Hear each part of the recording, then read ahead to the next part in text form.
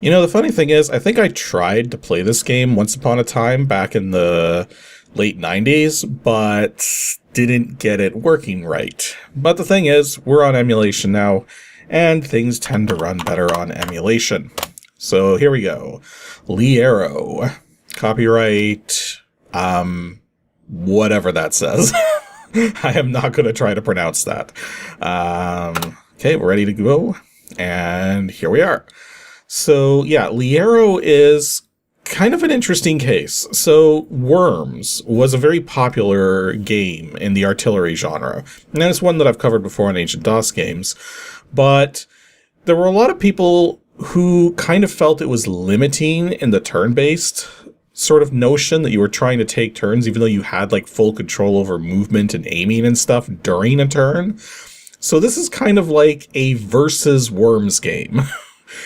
So you got a whole bunch of options here. There's 4 different game modes, and I should point out they're all 1v1. So there's always a 2-player game. It's just that you can set either player to be computer controlled. So, or you can set it so that both the first and second players are human controlled. In fact, that's the way most people recommend playing this. I find it interesting too that the default lives is freaking 15. That makes for kind of a long game, but at the same time, I understand why it's that high by default, because once we see how bad the computer is at playing this game, yeah, the AI in this game is not good. Still, I don't want matches to last forever, so let's go for let's just go for 5 lives. The computer kills itself too quickly, then oh well. Loading times is basically a way to sort of make sure that the game doesn't progress too quickly. Bonuses, the number of bonuses that can be present on the map at a time. Map is the little mini map at the bottom. Amount of blood. So I think I can get away with not marking this video as mature, but I'm definitely going to have to set the content warrant stuff on the YouTube side of things, because the blood effects in this game are literally just single pixel red dots, right? Because the sprites are so small. So I don't think it's gonna rise to the level of being like too graphic, but also I've tested, if you turn the blood off, there's still blood. You cannot completely disable it. So that's kind of annoying. But hey, if you want like literally that much, yeah, it has a 500 freaking % option. Oh, geez. We can set the random or the level that we want to play. But unfortunately, the random is like the only option here because I haven't created any levels for it. There's an external level editor that you can use. Regenerate level is an interesting one. Basically, once you're done playing, you can have it set so that the game doesn't like reset the levels. You can play in the completely carved out level from all the weapons fire, like start a new game in that level, in that state. But regenerate just makes it so that it redoes the level every time you play. And then shadows, screen sync, just graphical effects. Load plus change, I don't really know what this one does. And yeah, it's kind of weird that the off option for these is like not showing up correctly. Like, everything else in this game works fine, so I don't know what's happened with that off setting, but whatever. And yeah, you can sort of change your settings here. I've already set myself up here. You can change the color of your worm, change how much health they get to sort of, like, handicap the players. And actually, you know what? I should probably, given how bad the CPU is at this game, I probably should give the CPU, like, double health or something. And then you can set up your controls. This I know doesn't look like I have a key set, but it's actually the space bar. It just doesn't know how to say space. So yeah, for the CPU here, I'm going to give the CPU 200% health. That way, Mr. Green here has at least something of a chance of survival. And yeah, I called him Mr. Green, because he's green. That was the default color. So might as well. And then the weapon options. So this game has a lot of weapons. I haven't tried all of them, because there's something like 40 weapons in here. What I can say is that the way it works here is that you can set the availability so that a weapon can be selected straight from the start of the game, so that it can only show up as a bonus crate, or have the weapon banned entirely, so no player will ever get it. Because yeah, you're allowed to set your weapons however you want before the start of a game. So you might be thinking, oh, big nukes! I'm gonna give myself big nukes! Well, I mean, you can, but might not be the best choice if it's like close quarters combat and stuff. Like, all the weapons in here serve a purpose of some kind. So it's like, choose the right weapon for the right job, right? And there's other controls and stuff too, so we'll get to that. But going into the game now, so it's going to generate the level. Let's randomize some weapons here. So I'm holding my fire button down. Let's see what it lands on. If I release now. Shotgun, Uzi, rifle, super shot. Wow, it gave me a lot of straight firing weapons there. Well, it is kind of redundant to have both the shotgun and the super shotgun, so let's change the shotgun to something else. In fact, I'm just going to hold right, I'm going to close my eyes, I have no idea what it's on, I'm just going to release, open eyes, I'm on grenades, I'll take that. So, done. Let's get into a battle. So yeah, I'm on the left side, Mr. Green is on the right side, you can see us on the mini-map there. Now, there's a few extra controls to worry about here. So you can dig by holding in one direction and then tapping the other direction. So that lets you dig through dirt in whatever direction you're aiming in.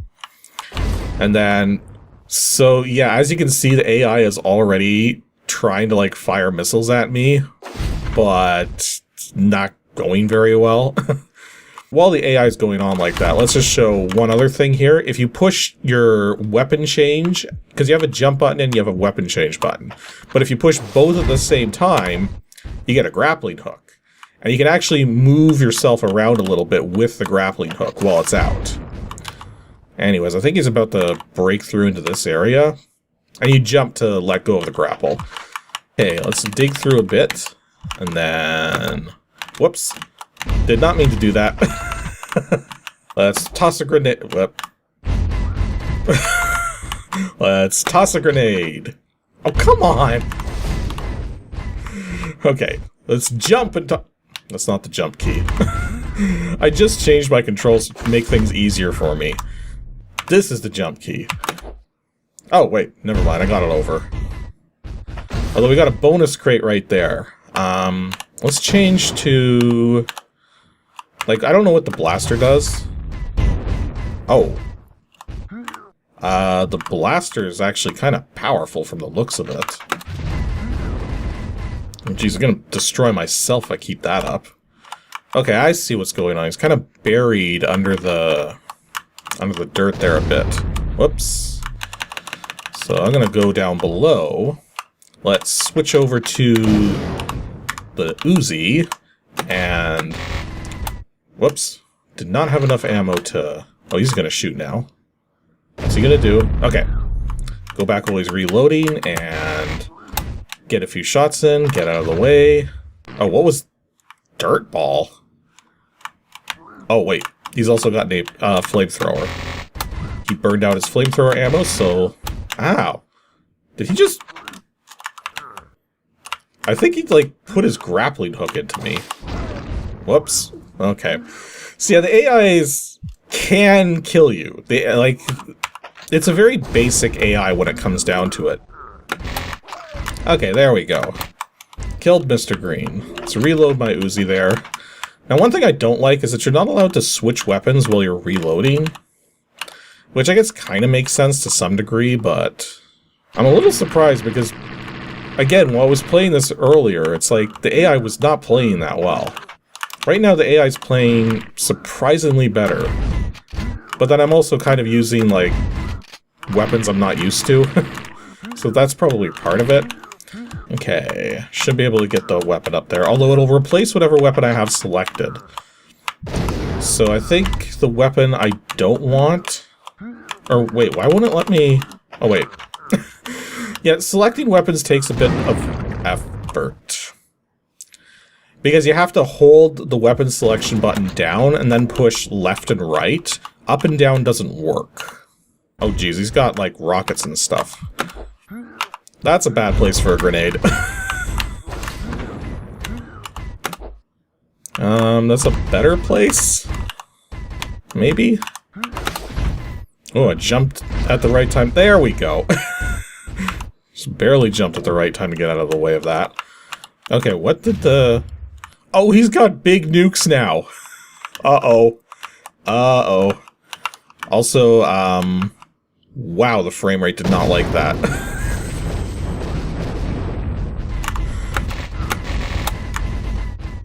He's gonna kill himself with these big nukes before he does any damage to me. Yeah, that kind of went pretty badly for him. Yeah, Mr. Green took himself out with his big nukes again. So it's like certain weapons that the AI is capable of dealing with, but some weapons the AI just... You shouldn't give it to the AI. It is just going to obliterate itself before it does any damage to you. Oh geez, he's on the big nukes again. Run away from the big nukes. It's technically not even a nuke, it's more like a cluster bomb of some kind. Okay, so here's part of what's up with the AI. You can see it's sort of like trying to move through that rock and failing. The AI is not good at dealing with rocks. Oh, that was a very lucky grenade hit. I was not expecting that to just ping in the exact right spot. Okay, so let's go again and let's try some different weapons here. So, what is it giving me? Napalm, missile, flamer, rifle, and spike balls. So one thing I already know from testing things earlier is that the flamer is the flamethrower. Napalm is more like a distance explosive. It explodes on contact and just releases fire everywhere. So I don't really think I need both of these. So let's change the napalm to something else. Hold it down, release. We got the Gauss gun. Okay, let's stick with that one. I didn't get a chance to use the rifle in the last one. Spike balls is a risky one, but we'll take it. Now we can kind of see like some of the weapons the enemy started with. Mr. Green started with some eclectic weapons here. Okay. Look at that. He's like just lost nearly half his health. Oh yeah, I just remembered that I set Mr. Green's health to double mine. So he's losing despite that. Yeah, go ahead, shoot your way up there. I dare you. What, you're not going to? You want me to get closer? You need to try shooting. I have no idea what he's doing right now. Okay, you know what? If you're gonna be like that, then what I'm going to do is I'm going to dig my way through here and then release the spike balls. Now, what, you don't like the spike balls? Do I have to use a different weapon? How about some Gauss? Oh geez, that does a lot of damage. Okay, how much of a blast radius? Oh, it's like multiple shots directly in a row. Oh, that's kind of useful. There are certain weapons the AI should never have. The bouncy larpa? That's definitely one of them. Okay, flamethrower time. He's just sitting there and taking it. What was up with that? They're just constantly flaming him, and he's just like sitting there like, yeah, I'm ready to be cooked to a crisp. Oh, and there we go again, with the AI stuck on the rocks. Yeah, now we're getting a more accurate taste of how the AI in this game tends to behave. Here, have some spike balls. And then have some more spike balls. And your aim is terrible. Have some more spike balls. To quote Duke Nukem, I could do this all day. He actually has the fan weapon right now. The fan can be used to like blow shots back to your attacker, but he's just kind of just using it badly. And he almost got me with that one shot there, but Nah, that didn't work for him. Whereas I was having trouble dealing with him with the last run, but this time he's blowing himself up so well. Or am I the one doing that damage?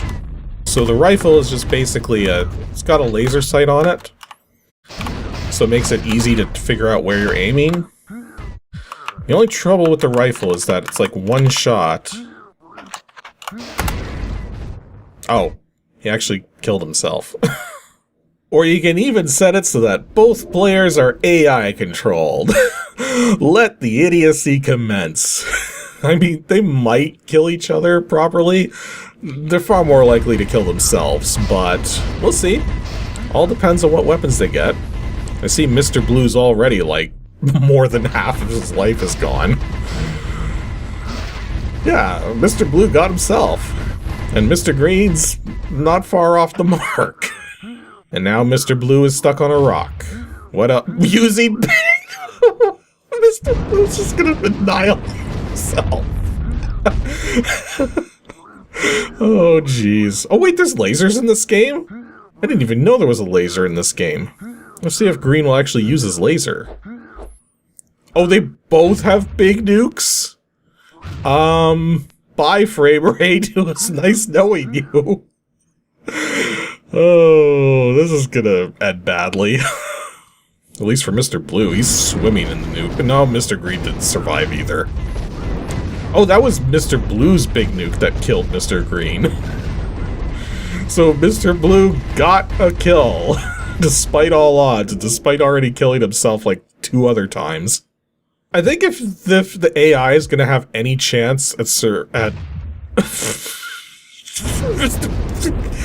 yeah, if the AI is gonna have any chance at actually dealing damage to each other, I have to go turn the big nukes off. As fun as they were, it's just not good. In fact, I'm gonna turn off the bouncy larpas, the bouncy mines, anything else bouncy that needs to be turned off. Probably grenades is probably a good idea. Oh yeah, spike balls. Spike balls have to go off too. Anything that can just bounce around is probably the... Oh, explosives. Explosives are bouncy as well. I happen to know that from testing things out earlier. Okay, I think the rest of this will be okay.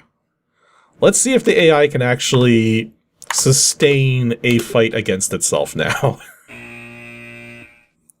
Oh, Mr. Green's got dirt balls. Gonna try to play defensive. Okay, that was like a legitimate fight right there. Mr. Blue actually got a proper kill, and nobody killed themselves yet. Okay, it looks like they're ready to start hitting each other. The question is, who's gonna actually... Oh, there go the LARPA shots. Or are those mini rockets? It's hard to tell the difference between some of these weapons. Mr. Blue's looking bad. Mr. Green's still got his health. And yes, I did adjust the health percentages. They're both at 100% right now. Mr. Green does not have an advantage. But Mr. Green is using a shotgun. And Mr. Blue's trying to use a bazooka and killed himself.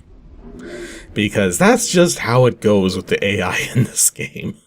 Mr. Green's like creating a tunnel of shotgun blasts for whatever reason. Although Mr. Blue actually got some shots in there, just pulling himself up. But I think it's actually, yeah, Mr. Blue's attached to Mr. Green with the... I did not realize you could attach yourselves to each other with the grappling hooks in this game. But again, this is my first time playing it, so it's like...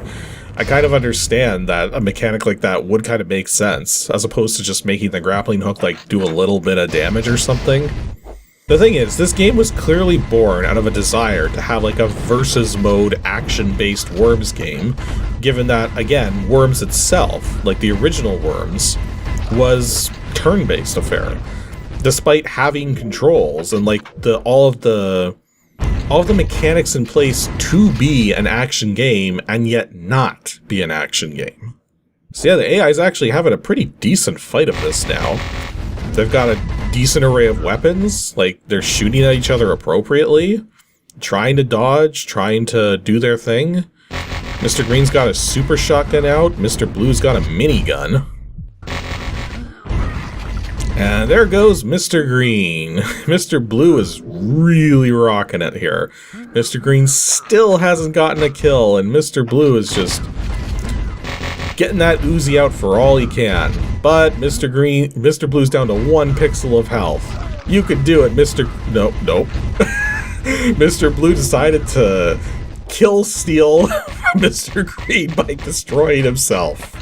You know, watching the gameplay right now and thinking about how this was working out, I think one mechanic that should have been added to this game, which probably would have helped balance things out better, would be a points system on the weapons. So that instead of the weapons just being totally random or having to like ban certain weapons or whatever, you actually would have like a point system in place. So if you want a particular weapon, then it requires a certain number of points. Or another option would be to just split the weapons into 2 categories. Ooh, there's some carnage right there. Both players only have 1 life left. Mr. Blue is got 4 kills somehow, and Mr. Green is stuck on a rock. As it goes. But yeah, maybe instead of making it so that all the weapons were like all equivalent to each other in some way, actually have like a... Well, what the heck? I think the game just glitched out. The frame rate just dropped something up fierce. And Blue's got a grappling hook that's like going into infinity. That is so weird. I have no idea what's going on. I mean, the game is in such a terrible state at the moment because of the whatever glitches happened, but... Oh, there goes the shotgun shot, and there goes Mr. Green. And now the game will finally end.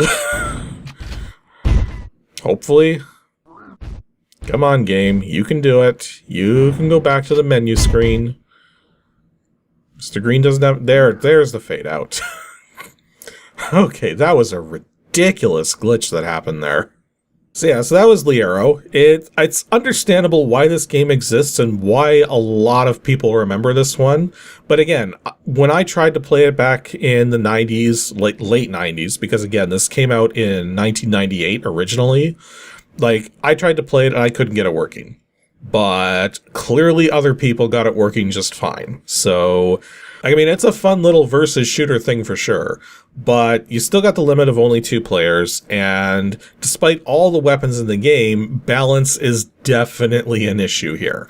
So this is something you pretty much have to play with friends, and yeah, they gotta be right next to you because it's like split screen only. But again, we are talking a freeware game here. There's only so much you can expect out of a freeware title like this coming from an independent programmer. So what we got here, it's fine for what it is.